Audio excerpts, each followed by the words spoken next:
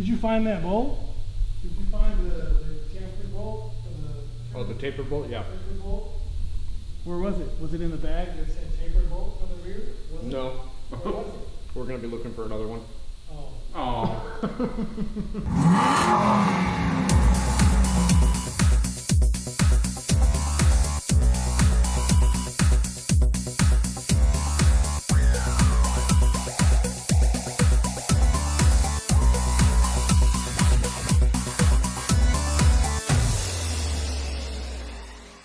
Today is the last day of us working on the Aston here in the shop before it goes out to paint.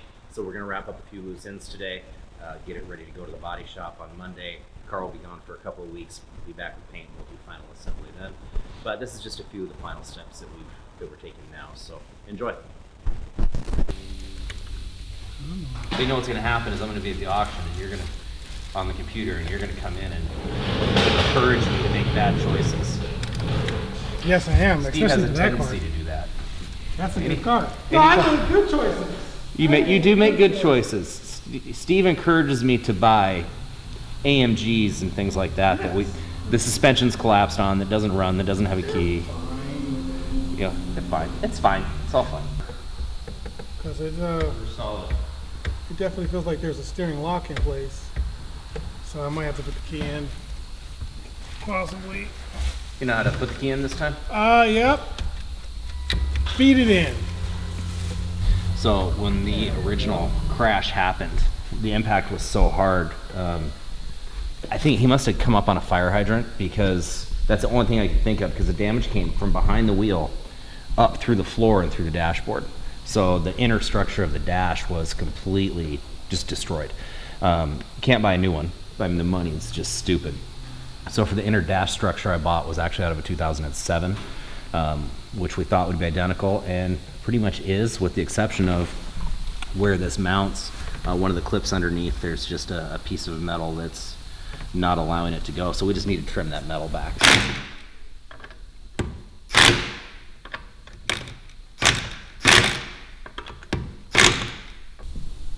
The exterior rubber seal that protrudes over. This part here? It protrudes over to fill the gap here.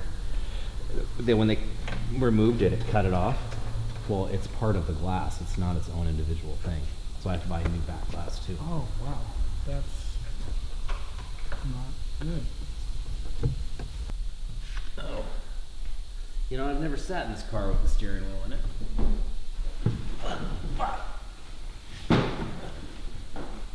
I like this a lot. What's the brake on?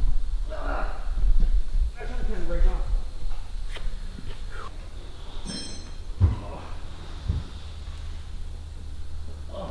Full of muscle. This is an eBay door, so it didn't come with any of the internal parts except for the strip, but we had everything out of our original door. Actually, it's got everything in it. Does it? It's got everything except the glass and the motor and the regulator, and the control unit. But the wiring harness that's routed in here, we really would like. That's a great thing to. I'm going to check the connection to make sure it mounts up. But if it mounts up, that would be awesome. But unfortunately, you know, because it just like if it wasn't so hard to get the door off, then it would be not an issue. But let's see here. So yeah, like this is basically the glass. This is basically the motor. This is basically the window transmission, what we call it, or basically like the regulator. But it also is part of like the safety system, because it's got to make sure the door is closed. That's always a good sound. So all that goes into the door. You know, on a normal car, this is like a 2-second procedure. On a Aston, it's like 20 minutes, 30 minutes. To ensure that you have a good start.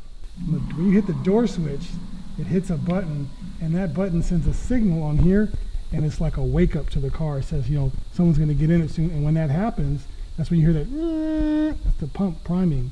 So like, and that's all just from opening a door. And then I was thinking, for the dashboard, should we wipe it down and then use my sticky floor covers to put over it to minimize the body shop dust? We shouldn't stick anything to it other than that tape. it's just gonna, this is Corinthian leather. Where? Oh man, have you ever been in a car with that stuff? It's so great. I guess. I just don't want any residue that we have to. Yeah. Well, and then when they bake it in the oven, Yeah. that might bite down. So you're good. Thank you. Leather. Did I show you the holster I got in Tijuana? No. Okay, we went down across the border when we were in San Diego, and there was a guy, you know, 'cause they got all the little shops and stuff. This guy's like 100 years old, and he's tooling all his own leather and doing his own stuff. And so I bought a 6-shooter gun belt from him. It had a really rich leather smell, and I brought it back, and it was wrapped up, it said size 36. I figured Yeah. it was about 4 inches too short. So my brother's guy that does saddles, I gave it to him to extend it. Yeah. And he said, I love these. He said, but you know what? It smells so strong. I said, no. And he said, because traditional leather is soaked in donkey piss Oh, I didn't know that. to Soften it up. soften it up and whatever to cure it, I Huh. guess. And I didn't know that. It doesn't smell bad. It's just a super strong leather Yeah. smell. So you learn something new. Now I'm gonna stop smelling my belts. Back here, the 2015, the antenna's part of the windshield. So Okay. we could take that out and just get rid of it. I know I'll have a hole, but what I'll do is I'll go to the other body and I'll cut out a small section about 1 inch wider than that. And then from the underside, I'll use panel bonding adhesive and put it up against. It'll have the right contour, then the body shop can just fill over it.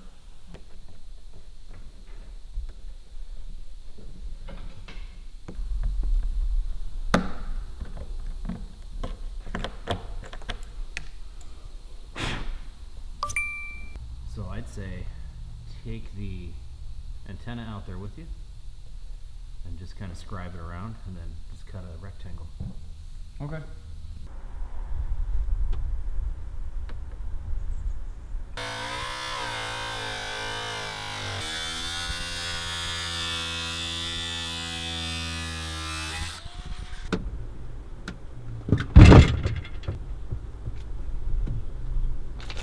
That's one way to cool it off.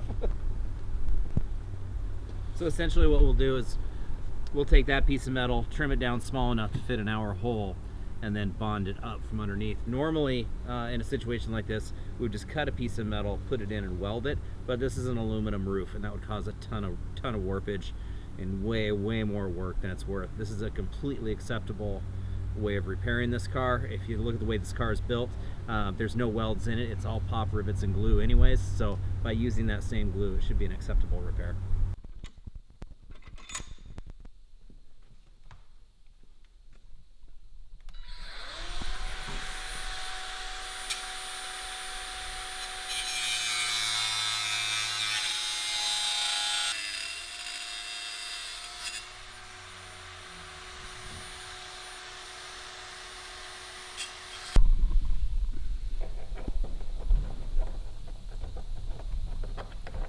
Yeah, so we get it right.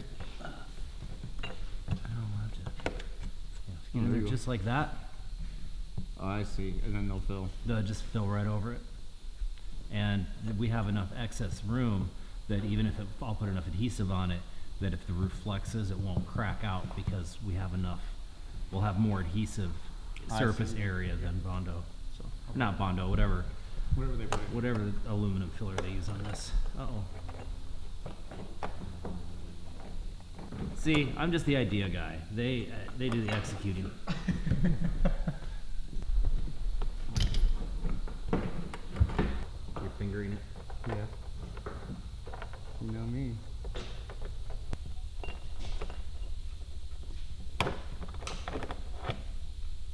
See? I really like these cars, and I like working on them.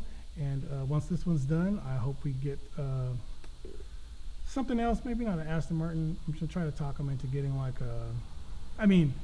encourage him into looking into like maybe, I don't know, like a Panamera turbo, something with like a lot of power, a lot of torque, or maybe a V12 version of one of these. I like these cars. They're kind of nice.